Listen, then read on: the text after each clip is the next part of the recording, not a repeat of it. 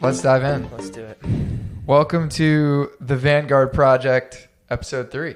Whoop, whoop. Whoop, whoop. The Vanguard Project's goal is to talk to local entrepreneurs, endurance athletes, and go-getters who are doing super unique things and trailblazing the way for others. And so we're very excited today to have someone who is the epitome of that, Brandee Thomas. Yeah. Spirit finger. Exactly. Yeah. You get your confetti. Yeah. Yeah. So shout out to Hidehouse and to Ren for hosting us again Shout out. at this awesome place. We love bringing in guests and showing them the place because it's so cool. It is really cool. I It's an awesome setup. appreciate you, Ren. Appreciate you letting us use this. Appreciate you letting us talk to people we want to talk to in your space.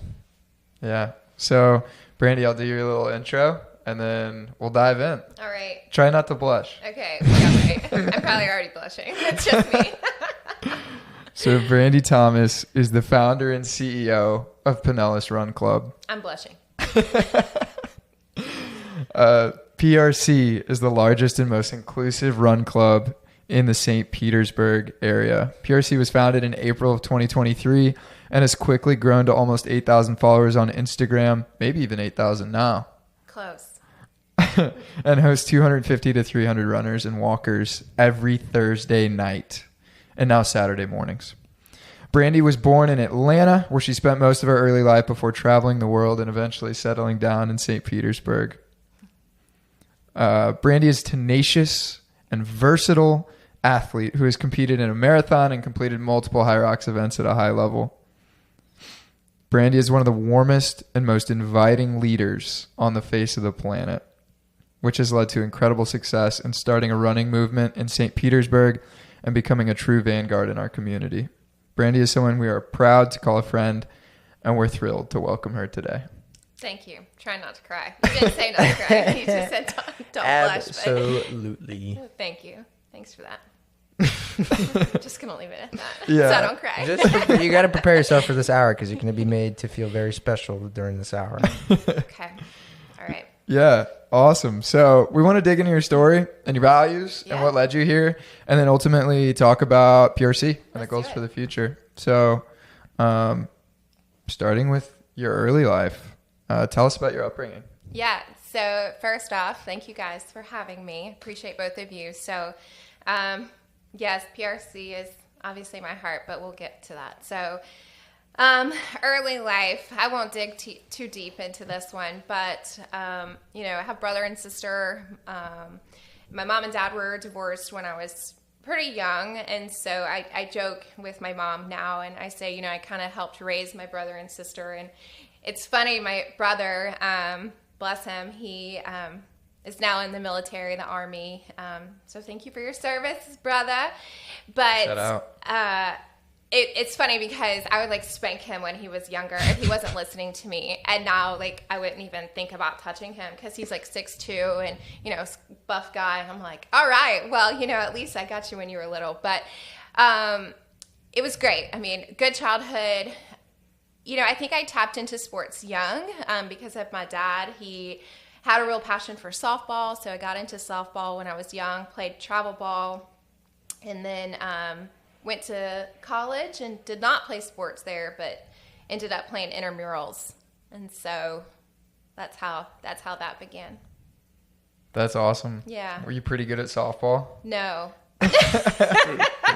No, it's actually really funny. I loved softball. I played softball and basketball growing up, and there's some really funny, vivid memories I have, especially with basketball, where I felt like the entire gymnasium was laughing. It was that great. But I was trying my best. I thought I was a superstar. And then in softball, I remember my senior year of softball, my junior and senior year, we were back-to-back champions. Whoa. Yeah, 6. So I have 2 rings. But my senior year, unfortunately, I actually sat the bench a lot. Which nobody wants to say, especially as the athlete I am now. It's hard to look back and reflect on that. But I also think, it gives me a different perspective nowadays So I sat the bench a lot, and I was there cheering on for others. And I think that's also another perspective I can bring to the table now. But, you know, the short answer, not really. But did I love it? Yeah. Yeah. Yeah. You were cheering for others. It seems like you've been cheering for others your whole life, huh? Like Yeah, I think so. You've been like, I mean, consistently. Let's go. Yeah. You probably have heard me say, let's go. Let's go. Yeah, right. 'Cause, that's it. Yeah. Yeah. Starting with your brother, cheering your brother on, and then Yeah. cheering your softball team on. Yep. And my sister was an athlete growing up. She ran track and cross country in college. So, you know, just being able to see both of them really, you know, prosper and, you know, kind of see where they are now is just really amazing. Yeah, absolutely. Yeah. I had a similar experience in high school sports. And when I look back, there's so many things that I would have done differently. Yes. Like watching film and like investing more. Yeah. When you think about softball, do you think about it that way as well? 100%. You know, like I said, you know, my parents were divorced young, and I think that, I mean, not that I think, it did impact me a lot. I was 8, you know, and so as a female, you're just very in tune to your emotions, and I think that played into me not necessarily like giving it all into my like sports career, right? I was unfortunately tied up in some friendships and some toxic relationships, which I can look back now and reflect on, and I think it's taught me a lot about my relationships currently and how to navigate those and kind of clearly see, like, is this a good relationship for me, and is it a good relationship for them, right? It goes both ways. So looking back, I mean, yeah, I can totally see that there's things that I could do which would make me a really great athlete like I am today, but would I change it? Probably not. Yeah. Perfect. I mean, I think that's the way you got to live life. Yeah. It teaches it. Yeah. Whatever has happened to you is what has become your strength. Yeah. Especially when we get into the more PRC section. But like I said, you know, the traits are noticeable that the traits you're explaining now are so evident. It's completely, like, it makes so much sense. Yeah. A lot of people don't know. I don't share too much. I'm kind of I kind of like to work in silence, and I don't share like too much publicly, but you know, it does drive you, and it depends. I guess you could say, like, if you allow it to drive you, it can. If you allow it to hold you back, it will. So you got to turn it to energy. You got to turn it to energy. That's man. Yeah. Crazy. Yeah. That's awesome. Speaking of those early relationships, how do you think your relationship with your parents early on, you talked about your siblings a little bit, but how do you think that relationship with your parents kind of sculpted the way you look at the world today? That's a good question. It's a deep question. So not to get too personal here, you know, my dad was also in the military, retired Army. So he was gone a good bit, and my parents were divorced. And so my mom raised 3 kids pretty much on her own. And it was tough. You know, it was very hard for her, single income, 3 kids, you know, trying to make it work. Like a lot of people are nowadays still, and, you know, will tomorrow and will in the future. But I think that I can reflect on the hardships that they went through, but also that they continued to persevere and get on the other side, whether it was like, hey, I don't have any money, you know, and the reality of that is, you know, a lot of people don't talk about that, but a lot of people are going through that. And so just having a different perspective of seeing hardships through my parents' you know, past and now to see where they are and where they're going, I think it definitely opens your eyes to a lot of things. And really, I mean, unfortunately, I had to mature pretty quickly, but I think it helps me see different things in a different way today. Yeah, definitely. It's wild. In 3 episodes of the Vanguard Project, it seems like everyone has that same kind of rough start, for lack of a better term. Yeah. You know, like humble beginnings.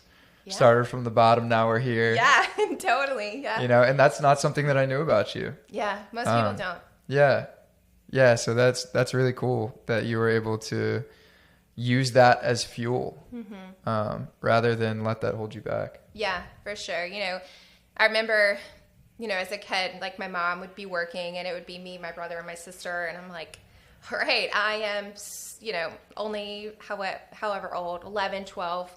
What do you guys want for dinner? I'm like, I'm 12 years old. I'm trying to figure out, because my mom would be working and my dad, you know, he wasn't there. So it's just kind of crazy to think about that now. And I'm like, okay, what am I cooking for dinner today? Like, I can't even think about that. How did I manage this like a 12 or 13-year-old? But, you know, you do what you got to do and you figure it out. What was your go-to? Mac and cheese? I was going to say probably hamburger helper. Let's be real. Let's be real. But now, today, I try to make the healthy version. But good thing you didn't have access to like DoorDash or Uber Eats right? when you were like right? 12 years old. Yeah, That would have been bad. story. We probably ate lots of Pop-Tarts. Yeah. Let's be real. It wasn't real healthy. No. Pop-Tarts is always a good choice. Yeah. I'm a Let's blueberry not look at the Pop-Tart sugar guy. content. No, we can pretend the sugar content doesn't exist, but Okay. I'm blueberry Pop-Tart guy for sure. Ooh, blueberry. Mhm. Okay. What's Well, your flavor, Caleb? Brown sugar. Brown Oh, sugar. that was mine growing up too. Toasted. Mm-hmm. That was the jam. Now we're talking. Yeah. I haven't had one of those in a minute. So. People are like home making them now. I have seen that. Well, there's also protein ones too. I've had one from the gas station before, and I will say it was not the best experience of my life. Tasted like bricks, but Yes. But it's 20 grams of protein. That's all that matters, brother. that's Gotta right. get the protein in. All the athletes watching will understand. Yes. For sure. All right, so started out humble beginnings, Yeah. softball, high school, and then you went to college, but you didn't play ball. No. So what did Not college even a look like? chance. Were you super academic, or like what was your college experience like? Margaritas. Just Guilty. kidding. Yeah, right? I mean, who's not guilty? Maybe the Gen Z over here, but guilty? Margaritas? Okay, all right. Okay. Yeah, That's what I'm same. guilty of. not the margaritas. The 20 right. the Gen Z margaritas. Okay, got it. I got it. The There green. it is. The green. Yeah, so college was super fun. I went to Georgia Southern. So born, like you said, born in Georgia, raised my whole life in Georgia, and went to Georgia Southern. I'm a big UGA fan, so you'll hear me say "Go Dogs" a lot. Actually, did not go to Georgia. Actually, did not go to Georgia, and a lot of people don't know that. But I considered transferring, and then life just kept me at Georgia Southern. But I ended up rushing. So I was a sorority girl the first 2 years, and I bet you were so good at that. I was. Yeah. But I ended up dropping. Okay. It's very expensive, and I did live in the house, and you know, it's great for meeting people. It's really good philanthropic work. The sorority that I had joined, it was like the breast cancer was like their big thing, and so we did a lot of fundraising for that. Made a lot of good connections. Made some of my best friends who were in actually our wedding, mine and Brent's, and so from there, I ended up joining like intramural leagues. So flag football was like my go-to. I was the quarterback. And I know, surprise. Come on. No, I'm just kidding. So I was a quarterback and, you know, just did slow pitch softball, loved it, did co-ed. And, you know, I think I partied a little bit too much, but that's okay. It, again, teaches you different lessons. I still graduated with a great GPA. But I will say, I graduated with an early childhood degree. Interesting. So I wanted to be a kindergarten teacher. So I thought, and now I'm in HR. So Similar. life works out, you You're know? dealing with crazy So people. it's like Dealing with it's just it's the same thing, but you're just dealing with Yeah. the older version of the kindergarten. That's people right. you've been And doing. kids and adults, Yeah. it's like the same. Yeah, everyone has drama. You know, it's very interesting. That's very interesting. Yeah. So actually, I met Brent in college, and yeah, now we're married. So George Southern was great, love it. But I really haven't been back. I haven't been back to my college either. No, where'd you go? I went to Missouri State University. Did you play sports? Not in college. No, just hit the weights really hard. That was my whole shtick. Yeah. Okay. What about you? In college, I go to the University of South Florida. Go Bulls. I love my college. I really do. I love the campus. I love both campuses. What do you really love about it? I don't know what it is. The minute you drive in through the University of South Florida gates, it's like you feel like you're safe. You feel like you can be yourself. You feel like you can learn. You feel like there are people that care about you. And I mean, I think that's just like a microcosm of good communities in general. But, I feel like those that, like the faculty and staff that put effort into making sure that students feel welcome and loved and like they can be themselves and they can kind of like, okay, you're with your parents anymore. You're becoming an adult. So do what you want to do. That's what I love about my college.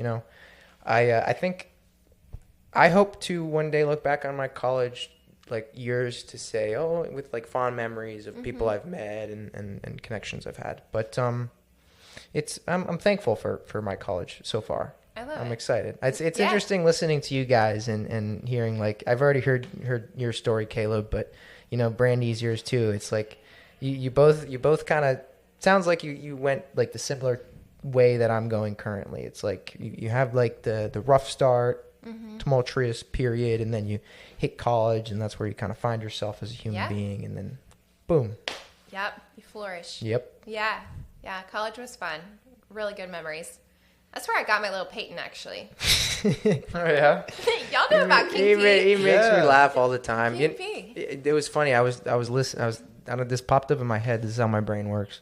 When you were talking about the University of Georgia, they have their bulldog Uga. Yeah. And they've had like 13 Ugas. Like it's like Uga the 15th or something like that. It's funny. Yeah. Peyton would probably still be the first, but no, he's great. I got him actually for my 21st birthday. Wow. I saw him online. And he was like, he's mine. At it was like Pet Finder or something. And I was like, oh my gosh, I have to go see him right now. Like, he was just this cutest little nugget. And I went, and what's funny about this, because I wasn't 21 yet, they said I wasn't able to adopt him. Like, you had to be 21 because I guess it was college town, whatever. They didn't want people to have a bunch of dogs and not take care of them. So at the time, my ex, we called his mom and we said, hey, can you pretend you're Brandee's mom and approve of this dog? So we did, and she did, and I took Peyton home that night, and he weighed 1 pound. Oh. Yeah. He was a little nugget. Now is he what, like 2 pounds? No, he's 13 now. Wow. Yeah, he's 13 pounds. 13 pounds. And he'll be 15 next May. Wow. King P. King P. That's it. Still trucking. He's lived the life. He's living. Well, no, You're right. We'll see much more Peyton. I should talk like that. Yeah. Sorry about that. It's okay. I forgive you. Did you have pups growing up too, or was King P your first dog? No, King P was not. We did have dogs growing up. To be honest, I think we actually had a few. Some of them I don't quite remember, but we had a Dalmatian. His name was Domino. I only vividly remember he was kind of crazy. And then we had, oh my gosh, we had this beautiful dog. It was a golden retriever, like Great Pyrenees. Her name was Marley, off the movie Marley and Me, because she was You're gonna also. Make me cry. Oh, don't cry. I'll hold the tears for you. She was also like just such a little nugget when she was little, but also like crazy. Like, have you seen the movie Marley and Me? Yeah.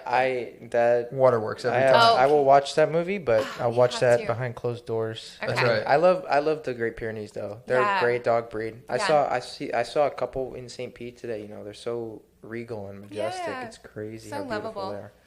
So we had a few dogs growing up. And I mean, if you ask any of my close friends, like if I see a dog and they're up for adoption, like I want to just take them home. Like my thing is like, I want to farm just to have all the dogs, like just to rescue all the dogs. You should open up one of those like pet bars that have been I would love popping to. up, and Yeah. like I think that would be something that you'd be really like into because all the dogs just Oh yes. come over. Do the pet bar? Do the dogs drink margaritas, or how does that work? Pogaritas or something. Pogaritas, I like it.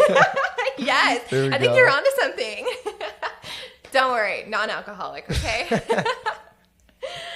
That's great. Love it. Love it. All right.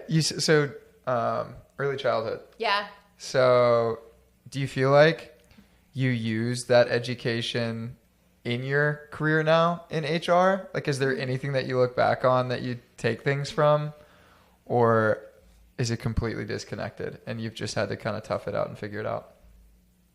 I think, so my career path has been a little different than I would say maybe I expected, or maybe, kind of the projected way of, hey, go to college, get a job, get married, get a house type thing, right? So when I graduated from college, I really wasn't like ready to go into the school system and be a teacher, because I was like, I'm still trying to learn myself. Yeah.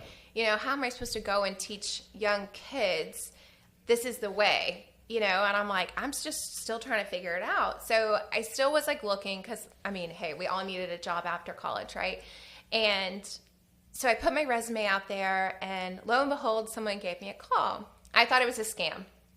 And he's like, hey, I work for this company out of China, and we're interested. And I'm like, okay, I gotta go. This is a spam. Call me, bye. So he called me back, because I really did hang up. And he's like, hey, no, I know that you think this is a scam, but it's really not. And I'm like, all right, let me think about it. So we went through, I asked him a bunch of questions. I love to ask questions. So did that, and then I told my mom and dad. I said, guess who I just got off the phone with? And my dad, I thought he was going to just pass out. He was like, you are absolutely not moving to China. Like, forget about it. I think that was in May. I moved to China in August. So I actually moved to China with Brent, and we were dating at the time, to teach English. So it was still using my degree to an extent. And when we came back, it was such a different experience from what my friends who I had graduated from college with were experiencing here in the school systems, that there was no way I could, go into the school systems here after experiencing what I did on such a good note, where here they were just struggling so much. And so after that, I started looking for different jobs, right? Because I'm like, oh my gosh, I went to school for this. I'm stuck. And one thing led to another, and then I found myself in HR. I don't know that it necessarily correlates, but I think with a teaching background, you have to learn patience, right? It doesn't matter if you're trying to teach preschool, kindergarten, middle school, or high school. Like, you have to have patience to a certain degree. And HR, like, I'm recruiting, you'll have people who don't show up for interviews. You'll have people who accept your offers and then decline, or they get a counter offer and they accept that one. And then you have hiring managers that are upset with you. And so it's just kind of working through and navigating those different relationships, just like you would do in a school setting. So. I am fascinated to hear a couple minutes on your perspective of the Chinese school system, because I think that is something that would be very valuable to learn from. I think there are some kind of mixed signals in terms of the way that we interpret China. I think that would be pretty cool to hear. Yeah, so I will say my perspective is probably not as broad as maybe others. So I went to teach at a private school in China, and these parents pay for their kids to go to this school for their English to be elevated, right? And it's so funny, actually. I'm going to backtrack and I'll come back to that. So when I was interviewing for the job, so I had met with a guy here, stateside, and he's like, okay, now I want you to interview with the guys in China. I was like, okay. And so again, born and raised in Georgia, went to Georgia Southern, very Southern school. And I was interviewing, and they're like, we really like you, but you've got to lose the Southern accent. Oh my gosh. And I was like, well, how do you do that? Like, so they didn't want a bunch of their Chinese kids running around with a Southern accent. Can you imagine? That'd be I excellent. think that would be awesome. Yeah. I think that's already happening anyway. I think so too. But nonetheless, I had to really work on that.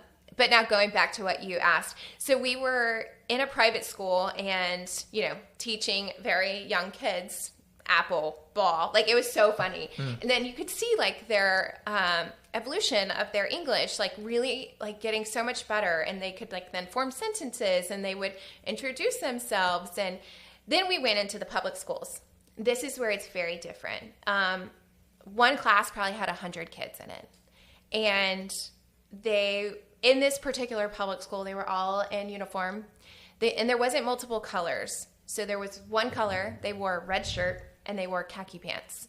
So in some private schools, our public schools here in the States, if you guys are familiar with them, you know, they might have uniforms, but you can choose between white and blue or khaki or, you know, whatever. Here it was one solid uniform. And the students in the public school did not know as much English as the ones in the private school. And so we would try to teach them, but then we would have an interpreter. I think the biggest thing that the misconception is that the parents really push the kids hard. They wake up, they go to school. After school, they go to English class. Then they go to dance class. Then they go to music class. Like, these kids have a schedule. They don't come home and now again, this is just from the ones that I saw, right? So China's huge. They don't come home and just sit on the computer or watch TV. They are active and they are doing things, and their parents are pushing them to be the best that they can be. Now, we have parents like that here, right? I'm not discrediting our American culture. I love America, but it is a little bit different. Something I can really appreciate from that like way of lifestyle is, I mean, when you're in school, when you're in classes like that, I think having one uniform, everybody's the same, everybody's on the same playing field. Yeah. You're in school. There should not be any status, or there should not be any like materialistic, like, oh, you got this cool backpack or something like that. I feel like that takes away from the whole reason why we're there. I think that there is a healthy medium, obviously. I mean, there's a couple private schools in the U.S. that I think their model of doing it is correct. But one uniform, you know, we're here to encourage like inquisition and questions. We're here to kind of foster young minds. I think that's where we could learn. Like, I think that's where we could learn some stuff, fostering those young minds and saying, okay, you know, my time here is limited. Let's make sure that the next in line is the best that they possibly can be. Yeah. So that's why I really appreciate like hearing that. Yeah. I honestly, in my opinion, I think it's probably the same throughout China, just the way that their politics are. But I also think like stateside, right? You go to a different city, you go to a different town, you go to a different state. It's going to be different. So we have perspectives of what we've seen, but it could be something so different, you know, in 2 states over that we've never even seen before, right? So it's hard to say, oh, well, this is the right way, because we don't really know. We're all figuring it out. So it's just a perspective. Yeah. Now, outside of the school, yeah, did you see a lot of similar things? Was that kind of a culture shock to navigate around the streets in China? It was a huge culture shock. Yeah. So when I was on the phone with them interviewing, they're like, oh, it's very westernized. People speak English. And I still make this joke today. I'm like, the only thing in English was the stop sign. Like, legit. Like, the only thing.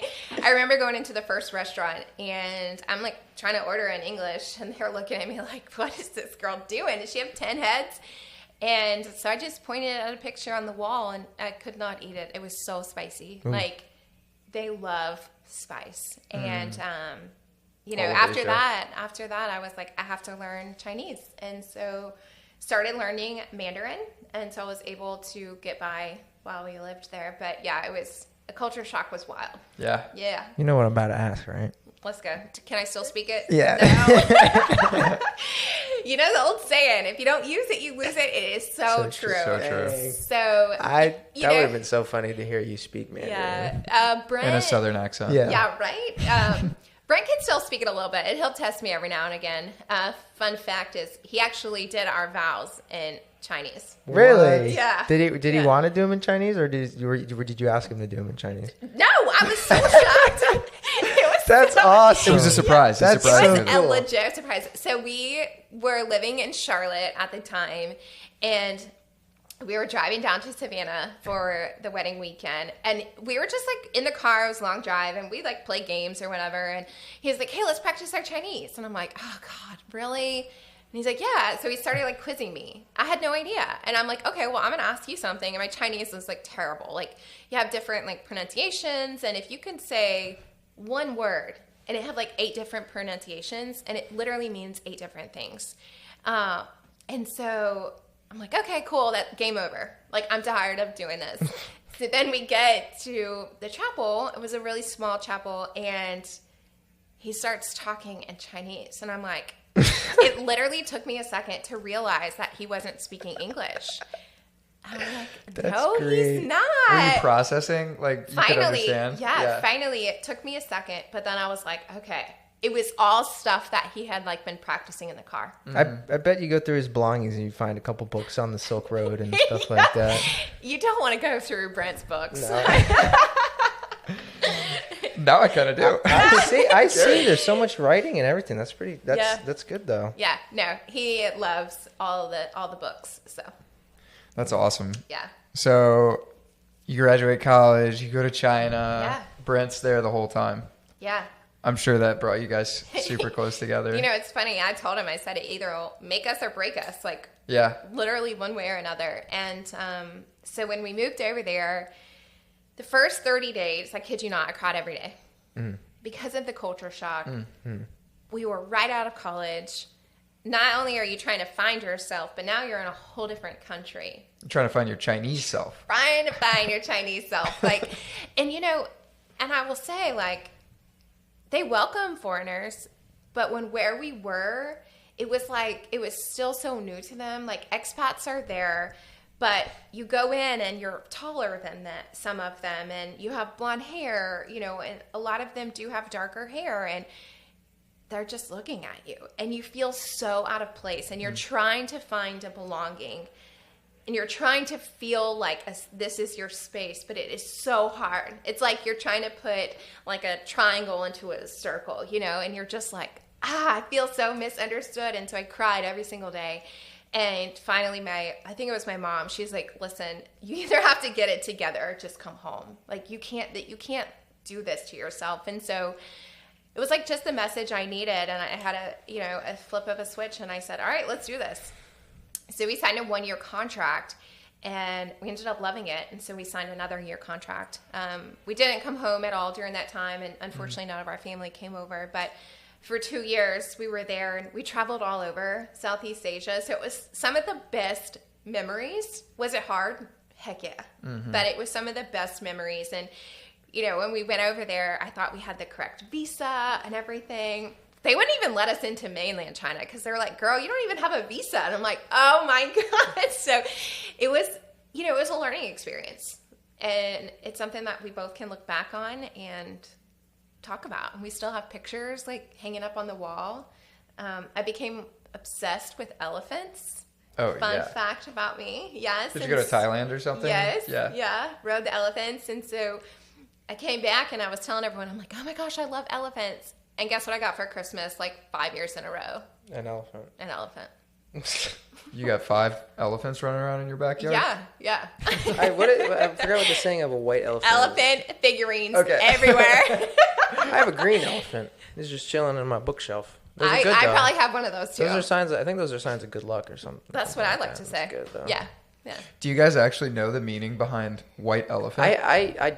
It's something special, but I don't really know. I know the game. Yeah, so the game, Rob Your Neighbor, they call it different things in different places. Funny. But white elephant, it's actually a hassle. So white elephants are very hard to take care of, and it's a terrible return on investment. I can't remember what Asian country. Yeah. Interesting. And so a long time ago, they used to give people that disrespected royalty a white elephant because it was such a pain in the ass to take care of. Oh my gosh, So that's great. That's where the name for the game comes from. It's like, you don't want this gift. Now you got to figure out what to do with it. Elephant. That is so funny. But now I know I'm getting you on my trivia team. Like, Okay. who actually knows that? The China trivia team? Like, who knows that? Like, I didn't know that. This was love that. Googled like 48 hours ago, so careful what you wish for. Wow. Yeah, but no, I actually have a white elephant. It's a porcelain. Ooh. I think my grandma gave that one to me. Can't break it. No. Just nothing. No, yeah. So, literally, figurines everywhere.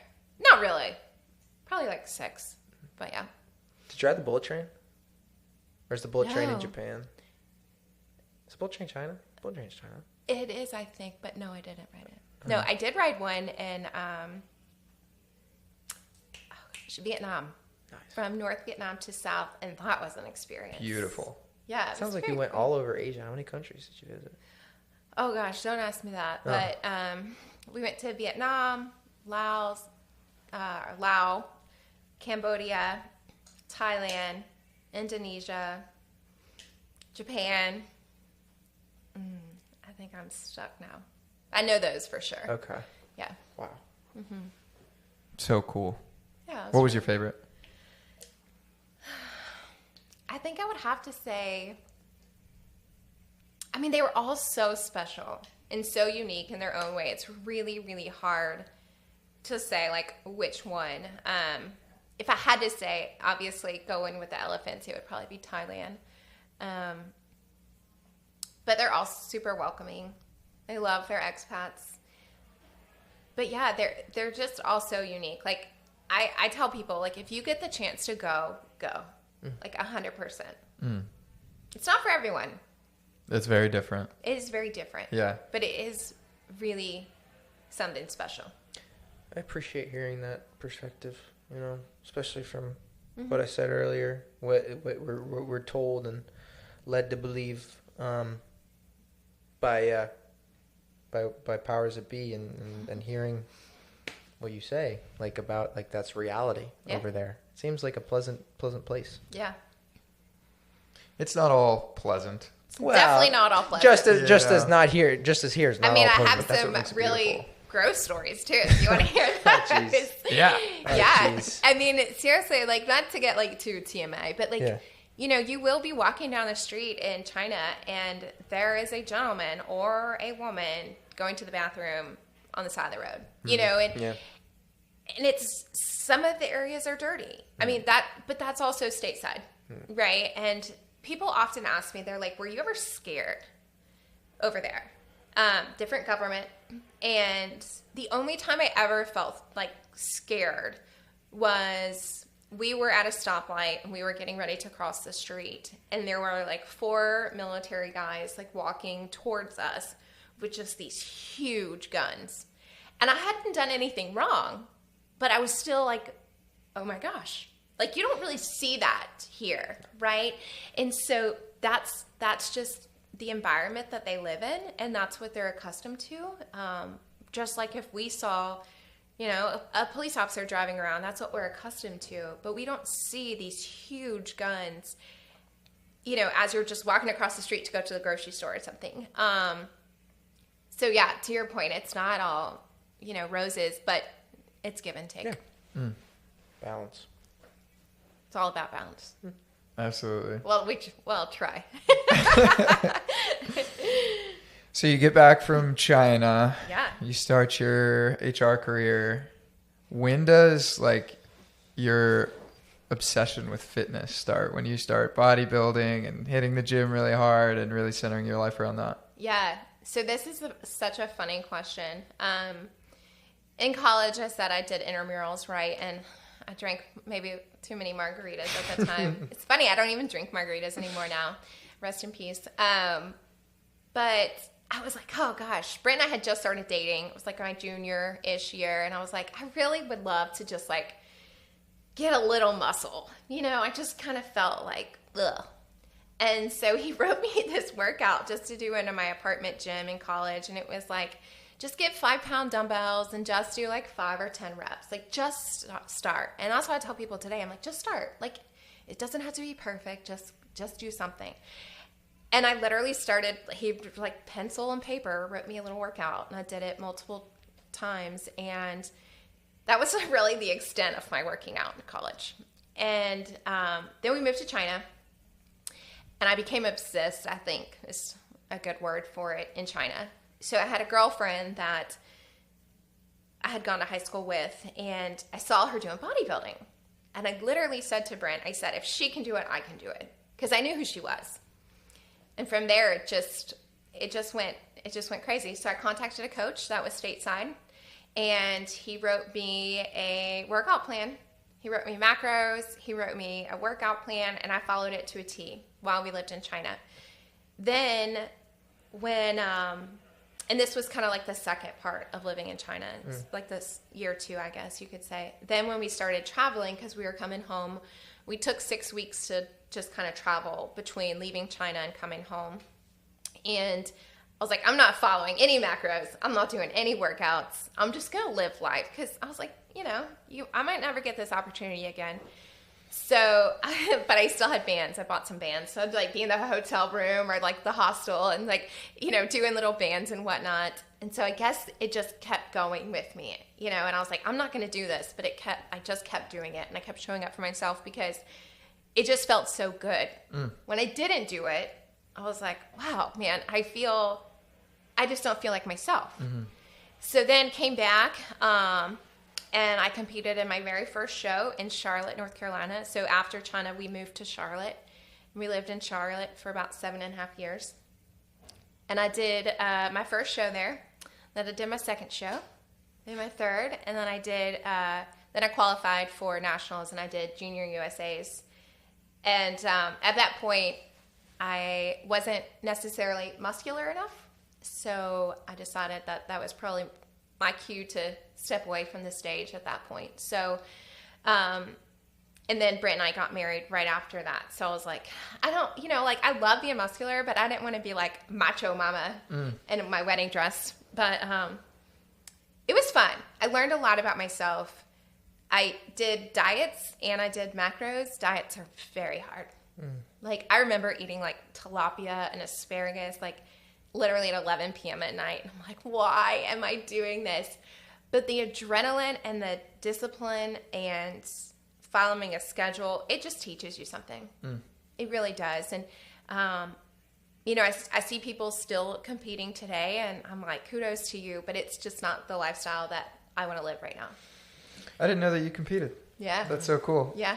Was that, when I hear about people doing it, it seems like it's really hard on the body. Yeah. Like now a lot of what you're doing is more like performance focused.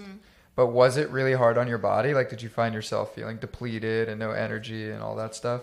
So when you are gearing up for a show, absolutely. So you have like the bulking season, right? Where you just are eating and you're trying to put on mass. So then when it does come down to you cutting for being stage ready, I mean, the bulking season's fun. Let's be real. Like you're eating, you're until your pants get a little tight, and then you're like, oh man, here it comes. The diet's coming now. So, but yeah, right before you're getting on show, it truly is the hardest part. It's a mental game. Like it really is a mental game. You're spending hours in the gym. You're doing 2-a-days every single day. Your cheat meal might be 8 pieces of sushi. And now I look at that, I'm like, that's my appetizer. Like what? Like my cheat meal? What? But and the night before, you're really depleted as well. But going up on the stage and seeing what you've done, because nobody can take that away from you. It doesn't matter if you get first place, 10th place. You put the work in, and literally no one can take that away. And that's what kept bringing me back to doing another show and another show and another show. What is there a difference between macros and dieting? So technically, yes. Like a diet is like you're following a plan. I mean, they're both in the diet realm, family. But like if you have a meal plan, like a diet written out for you, like you'll have a coach that says, hey, eat 3 ounces of chicken here and 5 ounces of rice for lunch or whatever. And then for dinner, you're going to eat 8 ounces of tilapia and 3 ounces of asparagus. That's like your diet. With macros, they'll say, hey, you have 150 grams of protein, 45 grams of fat, and 200 grams of carbs. Just go crazy. Now you can eat what you want. Wow. That's cool. Yeah. I would highly recommend macros. Macros? Yeah. MyFitnessPal, I do it. But I've used macros wrong. It's okay. We can teach you later. Well, honestly, the the FDA and the food system in America has kind of failed us as well. Yeah, it's pretty bad. Yeah, people's perception of what they should be fueling themselves with versus what they actually should, themselves with. Yeah, there's a huge discrepancy. Absolutely. Yeah. Well, you wonder why, kids eat Pop-Tarts and cereal for breakfast and they go to school and they get in trouble. It's like, well, honey, you just like poured so much sugar into their system, but at the same time, yes, it's the parents, but it's also like what everyone's like seeing and taught, right?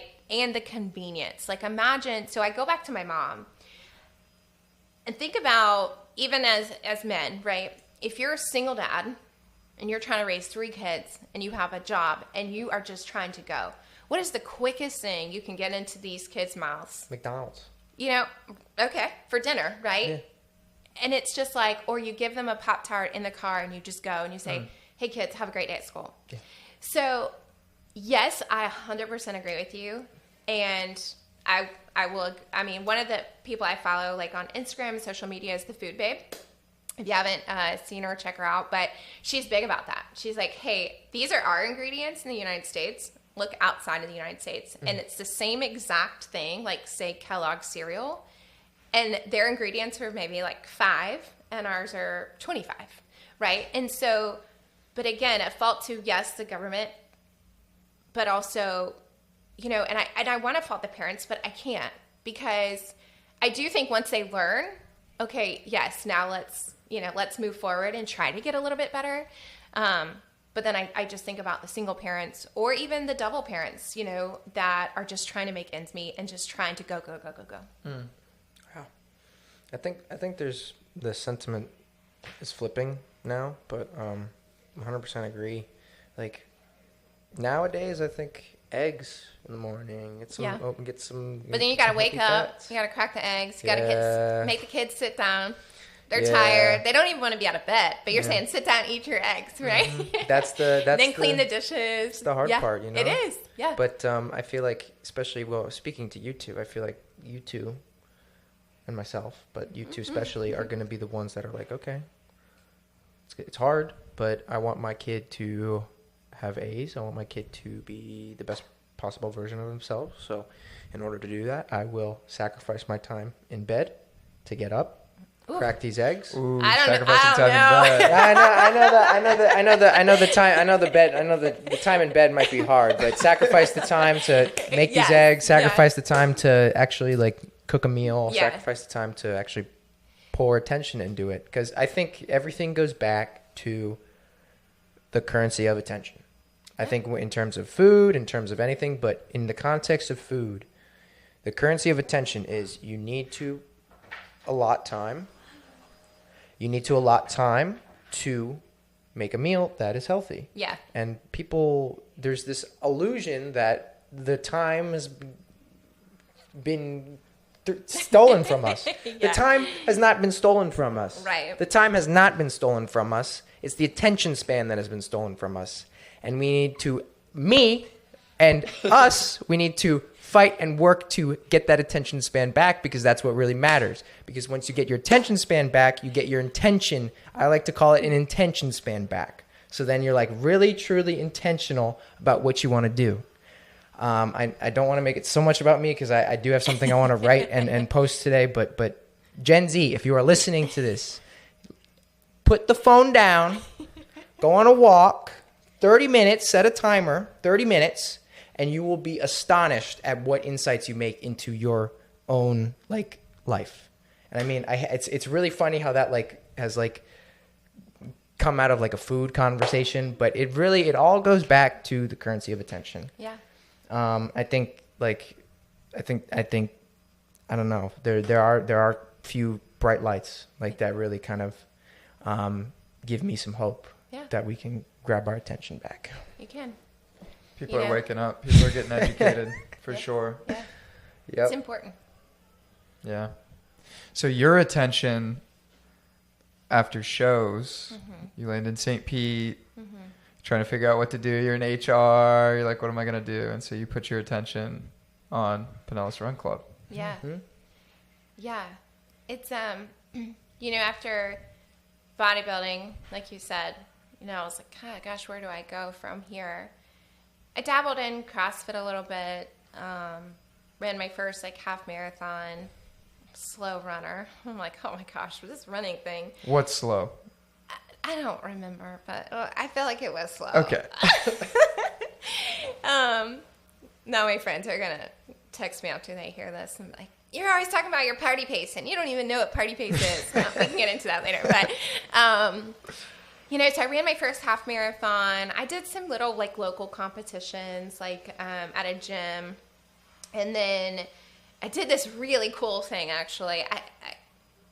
It's kind of wild, but I had Brent and I signed up for this, I don't even know what they called it, like this midnight workout.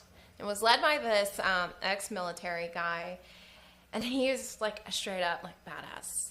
If I think of like David Goggins, we know David Goggins, right? He's just so cool to me, and this guy actually makes me think of him. But so he texted us at midnight and was like, you report here at 3 a.m. I'm like, what? So the whole sugar cookie where you get wet and you roll in the sand, we did like all of that type of stuff for like an hour. And I was like, who am I? What? So that was my very first dive into like doing hard things. Mm-hmm. And I didn't realize the impact it would have on me until I think a little bit later in life, which is now. But so from there, after that, skip a few years, we moved to St. Pete. And we've been here now for 4 years. And I remember, just trying to find that community. People say, as cliche as it sounds, people say it's kind of hard to find friends as an adult. Mm-hmm. Like with kids, you just all kind of go to the playground and you're just playing with each other. And if you watch kids interact, they're not strangers to each other. They are kids, and they recognize that. And so we were sitting at a brewery. If you know me, I love IPAs. And I love going to the breweries with King P and now Maverick. But so we're sitting at a brewery, and one of my friends, her name's Kate, and I was talking to her, and I was like, hey, have you guys ever thought about doing a run club? And she's like, no, but if you want to do it, go for it. And I literally took that inspiration, that conversation, and we went. So the very next week we said, hey, we're going to do this on a Thursday at 6 o'clock. Whoever shows up, shows up. Like, we don't know. We had just been starting to go to the gym. And so Brent and I went over there like on a Tuesday. And I remember filming him in front of this brewery and him saying like, hey, come to Pinellas Aleworks at 6 o'clock on Thursday. We're going to run 1, 2, or 3 miles. That was it. And we posted it like on my story on Instagram and his story on Instagram, and 7 people showed up. And it was so funny. Woo-hoo. Yes. Do you still have that video? I think that needs to be saved. Yes, we do. I think you should like in the future when like, I don't know, if like digital like photos or something, I think that needs to be the photo. Really cool. Okay, yeah. It was me, my mom, Brent, and then 4 friends. And 3 of them I had never even met before. So really one friend. Wow. Yeah. One of my OG girlfriends here in St. Pete. And so then just took it, and we just kept going. We didn't have a name for the run club. We just kept saying, hey, come to Run Club. And we actually were going to name it the Pinellas Aleworks Run Club. And we're like, okay, well, if we were to ever expand or get bigger, maybe we should change it. And it stuck, when we were having a few beers that night. It was Pinellas Run Club, and it stuck. And at our 1 year mark, we actually thought about changing the name, but we ended up keeping it the same, and I'm glad we did, just because it's really who we are. So, yeah. It's definitely a passion. Yeah, absolutely. Absolutely. Why do you think you started it? Like, whenever I hear the story, it seems like this random thing, that was maybe inspired by too many IPAs. You're like, probably. Let's go for a run with our friends. Yes.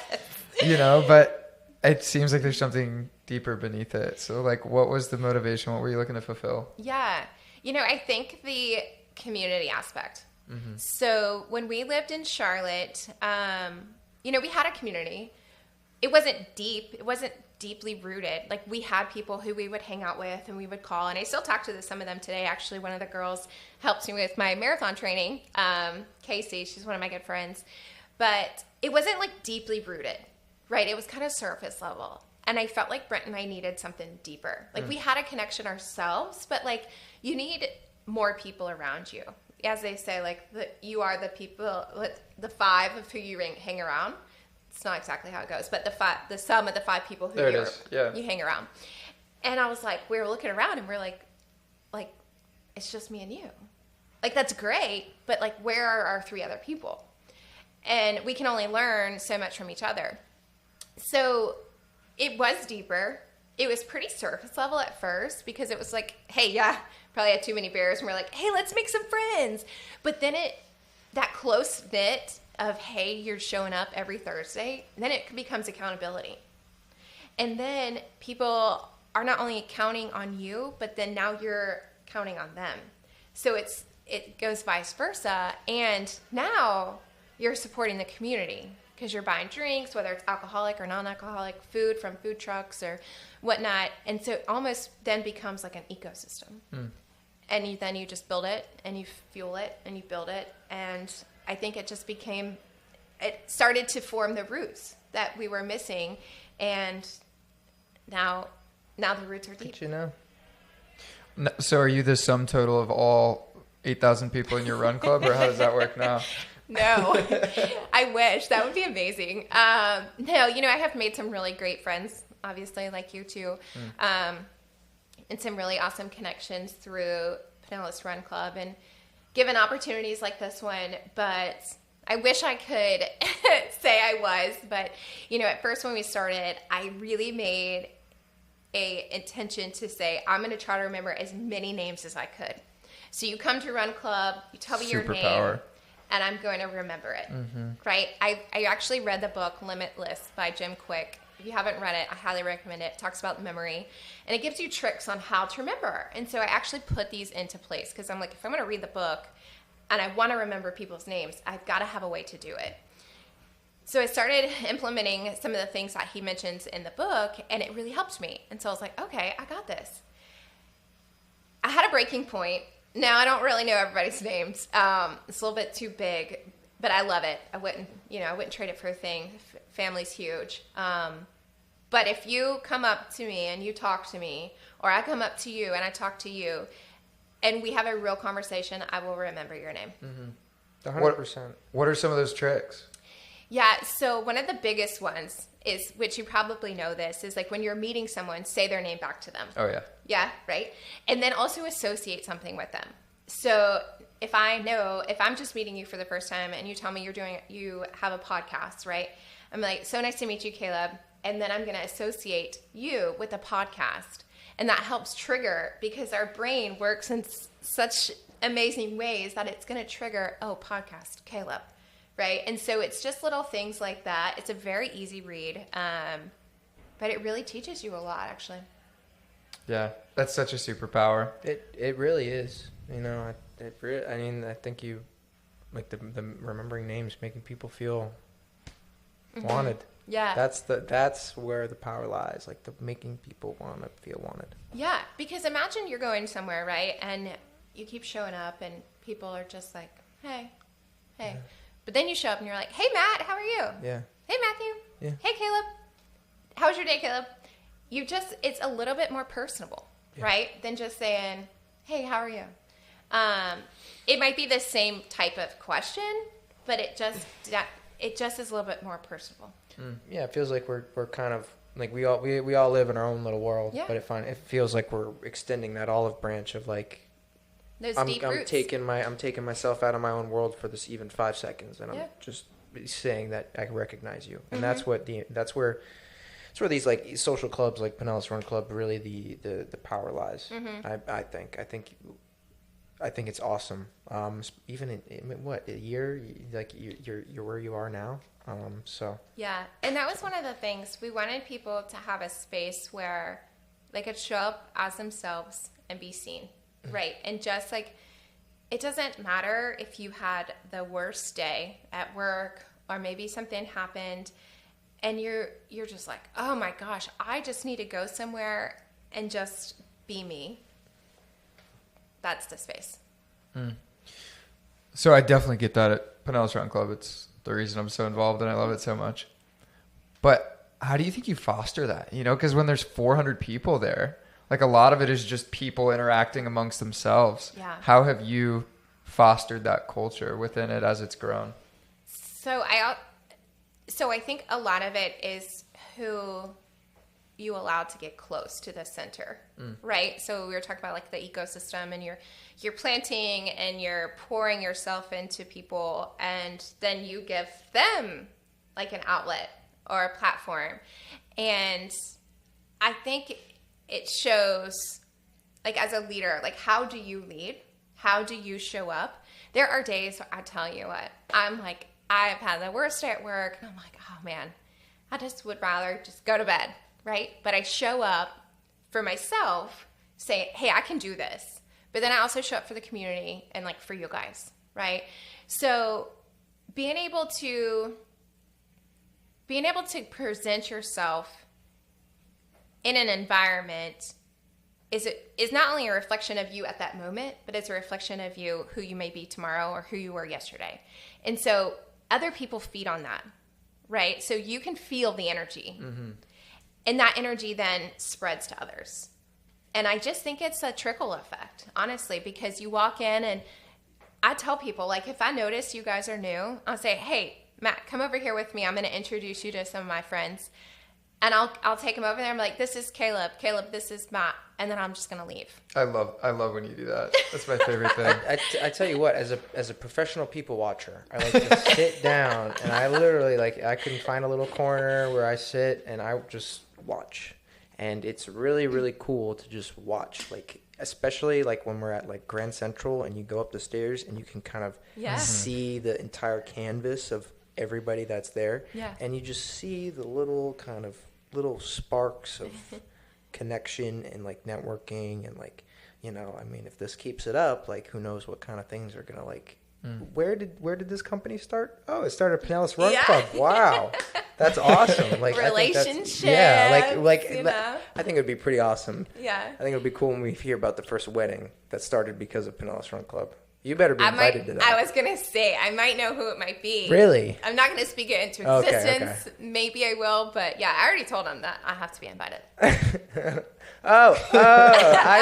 think I got it. Some people watching might understand. I feel like we could take that one to the bank personally. If I was a betting man, I'd put a little bit on. They might even want their wedding officiated in Chinese. You know, Brent could do that. Yeah. Let's give Brent a ring. That is so funny. Oh my gosh. It. All right, so you mentioned I think that's so interesting, like the people that you allow to get in close really starts to define the culture. That must have been a challenge for you. Mm-hmm. You know, like Pinellas Run Club is your baby. I'm sure it's one of your greatest accomplishments to watch this thing grow and really be involved in the community. But what's that been like, bringing on team members to help you just manage the sheer size of it? Yeah, it's hard. Mm-hmm. I will say, like, I've had actually some really good mentors in this space. And it's funny, I mean, going back to social media, you can use it to your advantage or disadvantage, right? And some people, as you were saying earlier, like the time, you know, get back your intention and whatnot. You can get caught up and just like scroll, and I'm guilty of it myself, right? But then if you intentionally use it and you make connections, people are genuinely nice and they do want to help, right? It's not all about give, or take. You also have to give. And so I would reach out to a few people, and one of them is in California and don't know him. Saw he ran a successful run club, and I was just like, hey, I just started one like 3 weeks ago. Can I talk to you? And his was huge at the time, and ours was like maybe 10 people. But it's just planting those seeds, and I could see what other people were doing in Tampa. And now he's a really good friend of mine and a mentor. And so I was like, okay, if we're going to make this thing big, like if we want to impact more people, we've got to have more people to help move that mission along, right? Like one person is great, but you've got to have a team. And so I was looking for people around me that I saw were motivated, that were showing up, that were doing big things, and that wanted to be a part of something that's still relatively small, right? In the grand scheme of things, Pinellas Run Club is still small.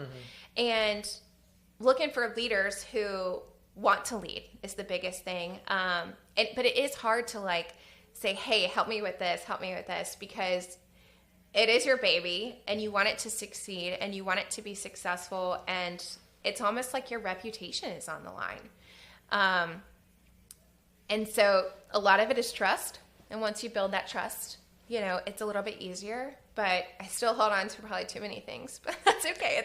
It's a learning lesson. It'll just take a little bit of time. Yeah. 100% agree with you there. Yeah. I think, obviously there's correct structure in place where eventually it would be like, okay, time to delegate a certain task. I mean, I think we're already seeing it but like, I think definitely something that I've watched you grow with over the past 6 months is learning to have faith and trust in the people that you meet, and like the people that are showing you your intent, like they're being positively intentions. Like you gave Caleb the responsibility of hosting the Saturday morning run clubs. You gave me the responsibility of kind of sourcing content creators and content producers. So I do appreciate that, and I think that is something I definitely notice, and I definitely see that you are working on yourself in that area, where it's like time to relinquish a little bit of control so that I can see my vision come to fruition. Yeah. Because I mean, it's the truth. You are the sum of your parts. Like, and in terms of a community, you are the sum of your parts. So each part needs to put in the amount of effort. Like, I mean, when you come in early, when you invest early, when you invest your intention and your attention early, you get that luxury of being able to delegate as time goes on to people that are coming into the scene. And it's kind of just like that snowball effect, because then those people learn and then those people delegate. But it's pretty evident that there is something with all of these social clubs in St. Petersburg. Something you said about the playground. Why does the playground have to go away when you become an adult? Why can't St. Petersburg be the playground? Like, Amen. You can St. Pete can be the playground because you can build whatever you want. I look at St. Pete like a giant tub of Legos that like you just go into and build what you want. Yeah. And that's what, I mean, I hate to bring it back, but that's what we need to learn. Like, so literally, you're so self-aware, introspective. So self-aware. Like, look, that is why Legos were invented, because we can teach kids that you can build stuff out of literally nothing. You just have to be intentional about it. But yeah, like it seems like you took the right approach. You like, let me go all working in. on it. Working on it. We're improving. We're improving every day. But it seems like you're saying to yourself, let me go all in. Yeah. Let me just see what I can build in this sandbox and see where it goes. Yep. I was thinking about the quote today. I think we've said it on the podcast before. If you want to go fast, go alone. Yeah. Yep. If you want to go far, go together. Yep. And like, you like to work in silence, right? And you do things really quickly. It's pretty amazing. But it's kind of cool that you've kind of seen that in practice. It's like, all right, I've built this really quickly, but how do I go further and ensure consistency and keep going? And it's bring other people in and embrace the community. Yeah. It's funny. 100%. I just like, so in investing, there's the pump and dump.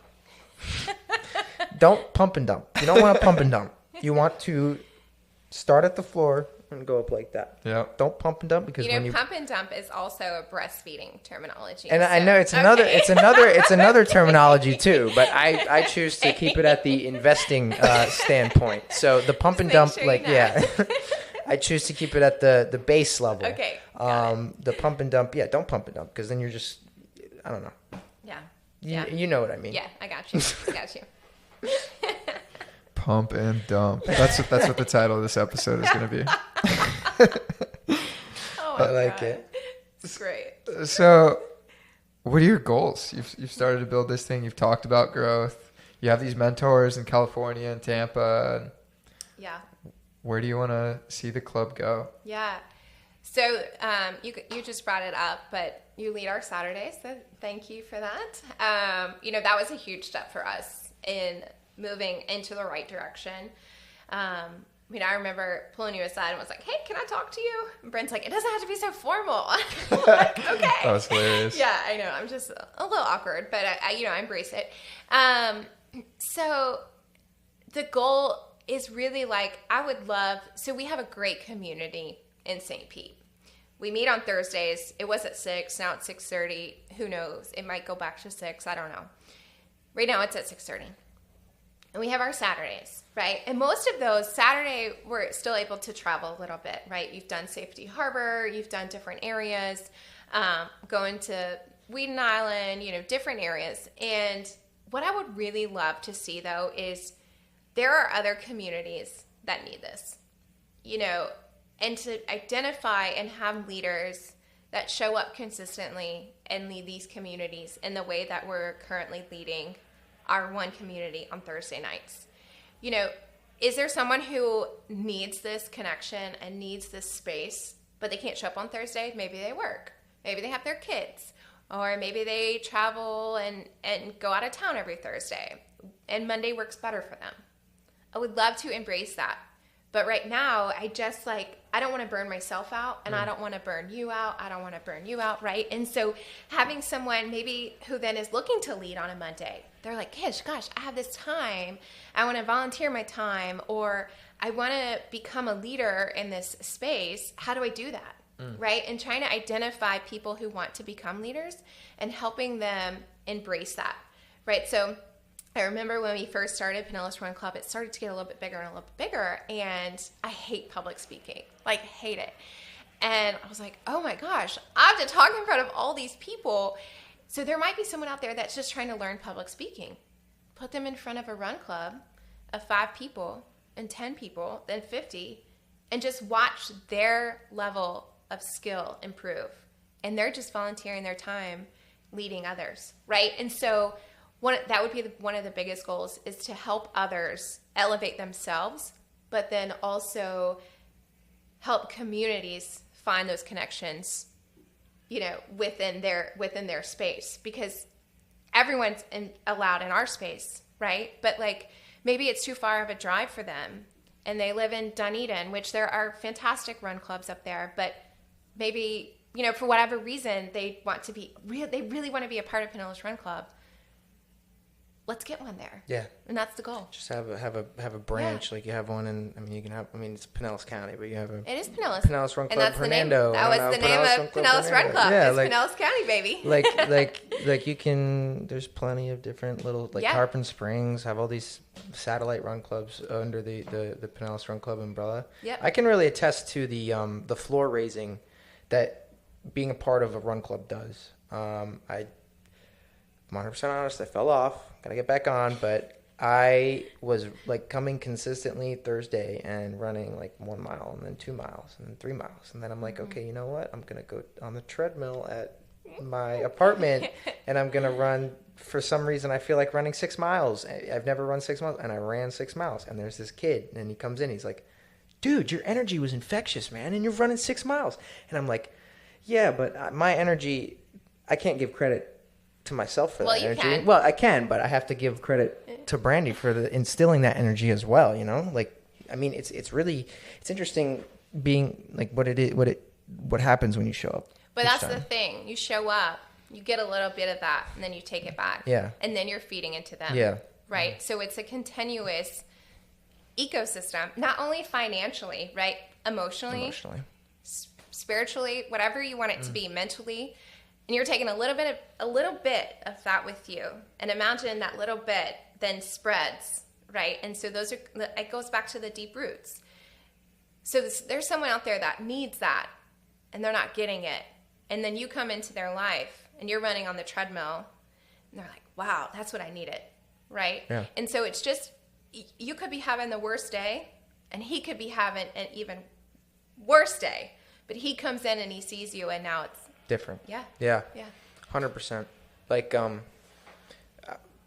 I'm thinking way ahead, but I definitely think there's way more to come for maybe this becomes a whole different, like, okay, Pinellas Run Club is one thing. We started as Pinellas Run Club, but now I'm a whole health brand and health initiative. Like, I feel like there's Pinellas something. Leadership Academy. Like, Let's go. I think there's something there, like, where it's like, keep it with Pinellas Run Club for now, but it's like, let me start incorporating like a brick and mortar coaching for bodybuilding, or not bodybuilding as much because of the toll that it takes, but for performance athletes, like, you know, I mean, the Rays won't be playing in St. Pete for a little while, but I mean, that gives you time to build. And by the time we get back, maybe we have some professional athletes kind of come call around for Brandee Thomas and her advice on nutrition and health. Because, I mean, look, if you can stare at a black wall for 18 miles. I knew this was going to come like, up. yeah, I just knew it. If you could stare at a black wall for 18 miles and like still like continue on with your day after that and like kind of. I mean, kind of. That was like your big dragon of the day to slay. But like, I mean, like, I don't know how you wake up in the morning and say, all right, there's a black wall right here. I'm going to stare at that for 3 hours while I'm running. People probably are wondering, like, what are you talking about? Yeah, no, okay. To give a little bit of the context, Brandee was training for training for a marathon, and she has a treadmill in her garage, and the treadmill faces a brick wall that's just black. Yes. And she sent a picture of when she finished. Well, she texted the PRC kind of group chat, like saying, okay, guys, I'm starting 18 miles. And I'm like, oh, she's training for a marathon. That's going to be awesome. So 2 hours pass, and then Brandee sends a picture of a black wall and 18 miles. And I'm like, oh, so you literally ran and stared at a black wall for 18 miles, and I can't get through 5 pages of a book. So, but I mean, that's kind of bringing it back. But I think it's just hilarious that you're able to do that. It's crazy. You probably solved a lot of problems. Yes, like connecting the problems in your brain, for sure. I don't know. Maybe I just blacked out. That happens too. Yeah, I blacked out looking at the black wall. Yeah. But yeah. You gotta do hard things, right? Like if it was always an easy run, which I maybe had just a handful of those, but it wouldn't make the outcome what it is. Right? Like if every run was easy, like you'd just be like, oh, this is boring. It's too easy. You gotta challenge yourself a little bit. Yeah, exactly. I also have to admit, I did watch like the Dallas Cowgirls documentary. Oh, okay. All right. Know, that's helpful. Yeah, that is, definitely. Yeah. So there was a few things. That, like, Do hard things. Watch the Dallas Cowboys cheerleaders documentary. That's what you just took from that, isn't it? Yeah, that's tough. I like that. They go through a lot of stuff, actually. I mean, you gotta to in order to be a cheerleader for that, man, you gotta do a lot of stuff. So. I was never a cheerleader, but mad respect. He just bought a soccer club too. Interesting. Anyways, that's a different topic. Yeah. So it's funny. We haven't even talked about running really. Like we touched on the marathon training, but it's so cool. I was talking to our boy Felipe the other day. Yes. About. He had the same experience as you, Matt. Like he showed up, he wasn't a runner. Yeah. You feel the energy. Everybody just takes off at the beginning. Like there's so much energy. It's kind of like the beginning of a race. Yeah.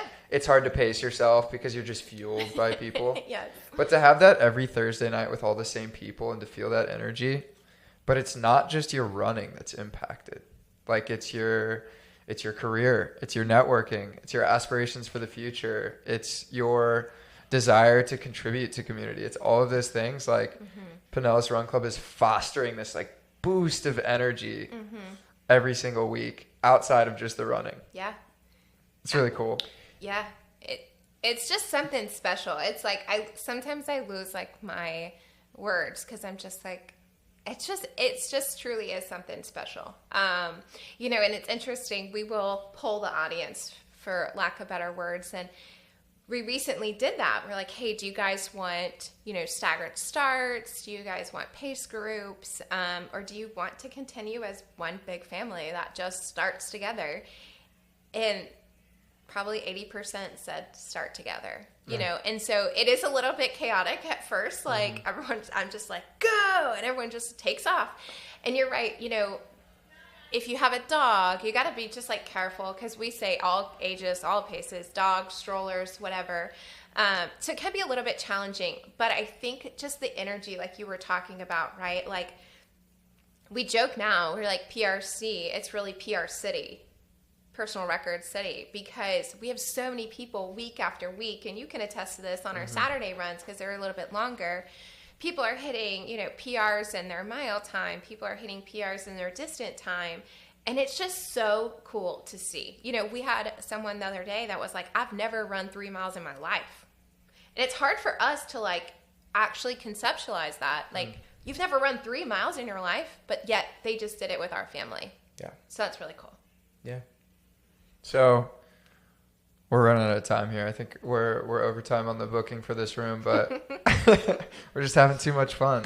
We're yapping, as the cool kids say nowadays. Yeah. But one more question to Yeah. kind of close us out. Yeah. We've kind of gone over your story and what led to PRC, but how has PRC reshaped your purpose and your outlook for life? Oh, that's deep. It's a banger. Yeah. It's a banger of a question right there. Oh my god. Really had to end on that one, huh? Well, that you got to do the hardest thing last. Yeah, of course. Do hard things. Do hard things. Oh, gosh. All right. So how has it? Okay. Like your dream isn't to be an HR manager anymore. Right. It's Or is it? No, I'm kidding. It's not. I love my work, but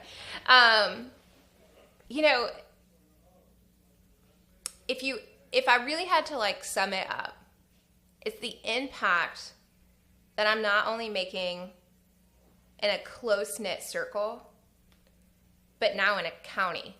Yeah. That can then potentially carry over to a state, which then can potentially carry over to multiple states, right? We were talking earlier about how there's, different people in different parts of a town or county or state that we don't know how they operate, right? What about if randomly someone found Pinellas Run Club on social media and it motivated them to move their body? And then they commented and was like, hey, I just joined you guys virtually. How cool would that be, right? To make such an impact on people's lives, I think, is what motivates me. There are days where I'm like, I don't want to work out. I don't want to run. I just want to be, woe is me. But that serves no one. It doesn't serve myself. It doesn't serve you, right? And then the business owners, now they count on us. And so it's just making a small impact, which you feel like, I'm only just doing this free run club. It's nothing, right? But it's actually something so unique in the sense of you're fostering relationships like you talked about earlier, right? You're helping people get healthy. You're helping people identify strengths that they didn't even know they had.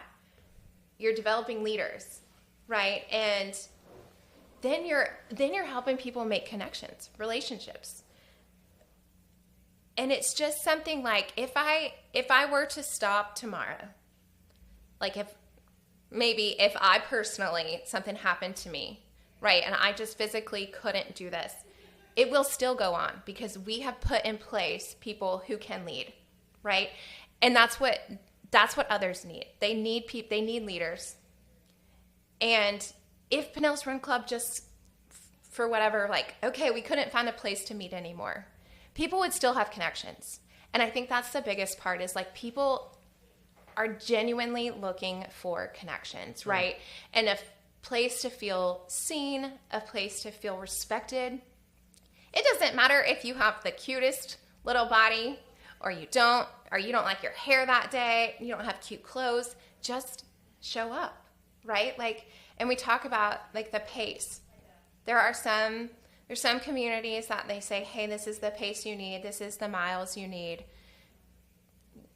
You can come and walk half mile. You can come run 10 miles. I never understand that, man. Okay, I kind of understand it. The requirements, we want to but why you want to foster a community? Why put restrictions on it? I think there's different reasons. Yeah.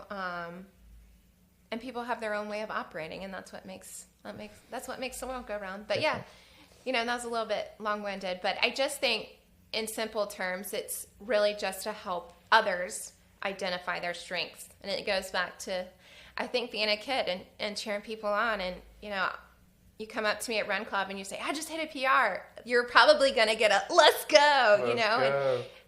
And if you've been to Run Club, you know what we say, it's just better together. And I will literally say that till the day I die. And now we will too. Yeah. Better together. Yeah, That's what I want to say to the dad. Dad, you probably put that. I probably should just like tattoo it. Yeah. My parents would hate me, but Nah, I mean, I got he's not We won't judged tell by how him. he falls. we won't tell them, right? No. Yeah. Okay. No. Better together. They better not watch this. Yeah. Oh. Put that right Sorry. there. Never mind. Thanks for building it, Brandee. Yeah, Thanks for being a Seriously, part of it. such a blessing. for real. Like, got a bright future with PRC. So do you. Much more to go. So No, thank you guys for being a part of it. Yeah. It's only getting started from here. How can people connect with you? Social media, Pinellas Run Club on Instagram, Facebook, and LinkedIn. And then we have PinellasRunClub@gmail.com. Amazing. what would they email you for? Whatever they want. Connections. Anything. Yeah. Connections. Maybe they want a spotlight on our Instagram. You know, maybe they're a company or a local business and they want to be a part. They can email Absolutely. us. Yeah. Love it. Or maybe they haven't even come to Run Club and they're nervous. Yeah. Right? We get a lot of that. I think Yeah. the last thing real quick, the thing where you're saying I'm impacting people outside my state, I think you're already doing that with the outreach you have on Instagram. I just don't think you realize it yet, but I think you're going to soon. But you're already doing that. Yeah. Don't make me cry. We've gone the whole episode crying. But Save it for after. Cool. Well, Great. you know it's coming. You can't sign off yet. Oh yeah, that's right. Well, like, subscribe, share. Brandee Thomas, everybody. Let's do it, guys. Hey, Ready? better together, all three. 1, 2, 3. Better together.